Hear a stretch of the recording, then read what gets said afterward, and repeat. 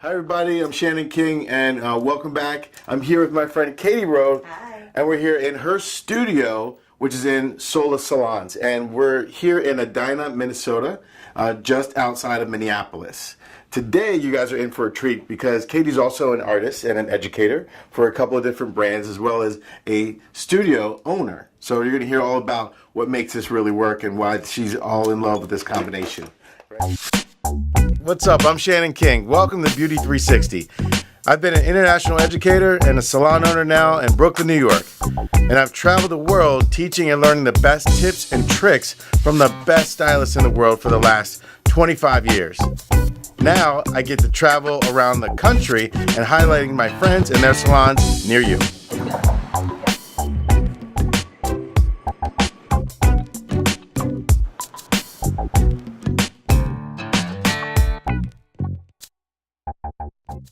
So right now I am doing a partial set, which I'm working on the top of her head right now, getting this put in.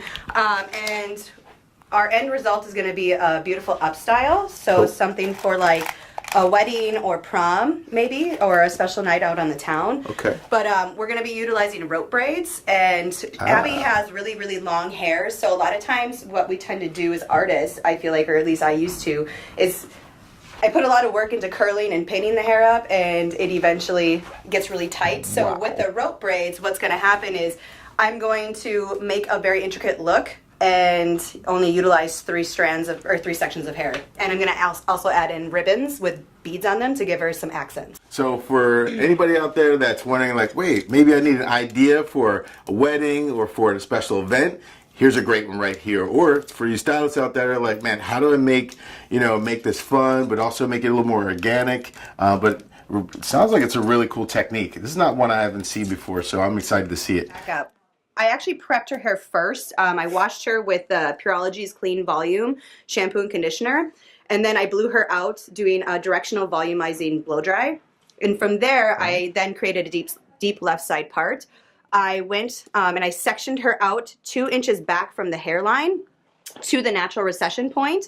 And from there, I did 3 directional 90-degree curls. Basically, I pulled it up off from where the hair naturally lives. Okay.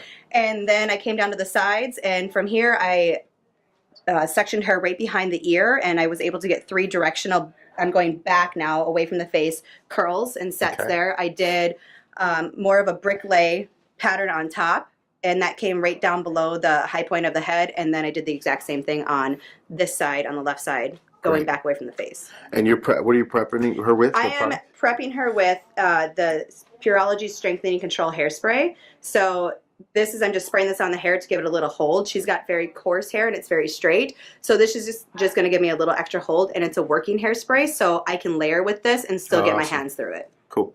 What I really dig about this is that you're only prepping part of this, because most sets, like for Fashion Week and shows and this and the X, all that stuff, a lot of times we set everything. Mm-hmm. So this is already intriguing that you're only setting part of it. So I'm excited to see how you move through this. I'm excited to show you. All right. You're not going to curl. You are going to curl her entire head or not? I'm not. Oh, really? Nope, I'm not. So everything that's left out down here on the bottom, this is going to stay out of the set. Okay. What I'm utilizing these curls for on top is when I want to get some volume up here, but I want it to look a little more organic rather than very structured. So as I go through here and I start to lace the hair or back comb the hair, this is going to give it more of that organic volume, and it's going to help hold the volume as well as we go through and continue to do our rope braids. Great. Any tips as far as like how to work with the iron? I noticed that you're making sure that it's completely vertical, which is a good thing, so that the base isn't twisted. Any other tips that are really important to make sure that the professionals, when they're doing this, have it? I'd really base your iron selection off of your client's hair, the fiber of the hair, the length of the hair, and the end result that you're looking for. So for her end result with this 1 1/4 inch iron, I do want to see some of the wave of this set that we're putting in there. And I want it to hold a little bit. Got it.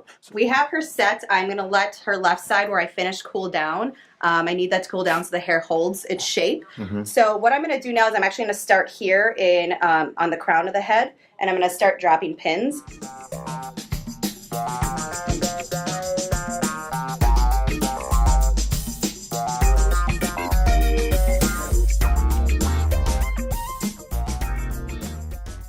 will these pieces, these two set zones, will they marry together? Yes, Okay. yes, they are going to marry together.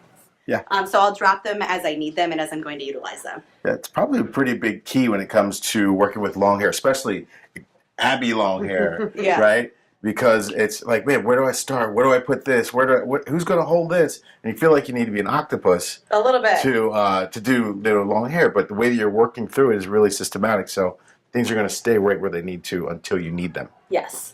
All right, so from here, we're going to start our first rope braid. And what I'm going to do, she has two corners, one on her left side and one on her right side that I purposely left out. So I'm going to start at the top of those corners.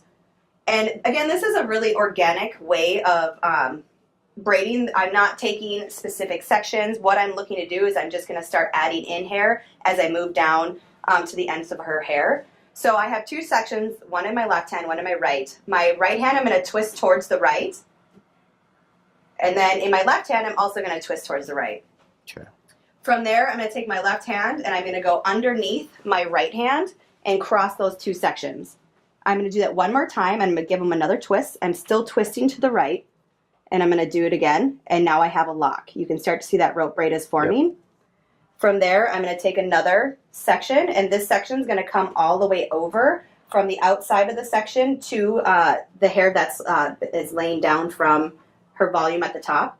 I'm going to add that into my right hand, twist it to the right, and then I'm going to come over and add from the left side. And I'm not going all the way down to her scalp because we did put that lacing in there, and I don't want to pull that out. This is not tight at all, right, Abby? No, it's not Right, tight. so it's not like a facelift. You're like, I wish it was a facelift.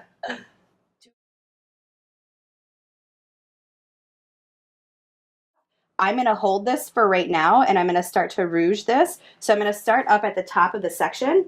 I'm going to hold this in my hair, but I'm going to start to pull this apart. Don't be afraid to get in there. The bigger the better, because this is where our volume is going to come from. And I'm starting at the top of this section. That's cool.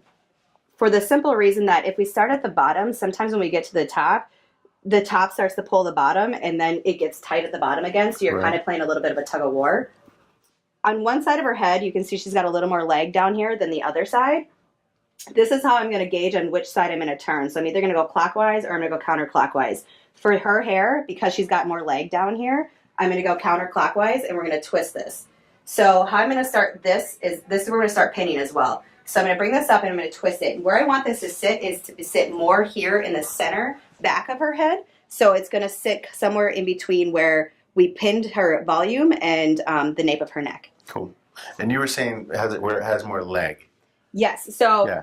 What does that mean too? She's got, because I didn't do it very tight. One side's a little tighter than the other. So this side you can see her hair down here. The last section I pulled in is lower. So because there's not a lot of tension on it, and this is the lowest section that I pulled in, she's got it's a lot looser down here. Got it. So if I were to twist this to the to go clockwise, this is clockwise, right?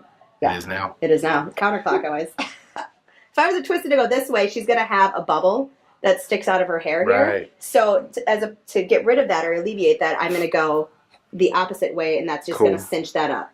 That's a really great tip. All right, so we have our start of our pinning here. I'm going to come across, and you can gauge where you want this to sit. I would like this to sit to hide where I twisted the hair there. You don't. If you want to see that twist, you can start down lower. I'm just going to hide that. Okay. Come in, and it's your party. It's my party. I can do what I want. It's your braid. You can do what you want to. I'm going to cry if I want to. You can hide it if you want to. All right, so if you notice, I had said earlier to pin up when we were doing the volume. We don't want the gold one, Shannon. Why? That's going to stand out in her hair, and we're not ready for that. All right. I thought we could add a little blank. I was like, let's so I had talked earlier to pin up. With this section here, she has so much lacing that's going on in here, you can pin down or up. So notice this pin I put in here previously, I pinned it down, and I'm okay with that because I have lacing already in there to secure it. All right, and we got these ends here, so I'm just going to tuck those in and give them... So you want elastic those, or you just let them... Great question. So put them in. If you're learning how to rope braid, or if you're uncomfortable with the feeling of not having an elastic on the ends, I would really recommend using an elastic just for the security. I'm not going to put an elastic in there Well, you at this truly point in time. mastered the technique, so I get it. I would probably use the elastic because I always get nervous about the braid coming out and feeling I have to start. Oh my gosh, the braid! The braid. Bring the staple gun. Right, get the Gorilla Glue. Okay, Get so all the you can glues. see now she's got some intertwining going on, and we're not done. We're going to continue to pull this out. Wow. So what this is going to do is this is actually going to act. This is our volume. So we're going to do 2 more rope braids that are going to cross over this, but this is going to be our volume, and this is also going to add intricacy to the finished style without having to overpin or putting a ton of curls into her hair to create that. It looks like a flower. It does look like a flower. We're the best.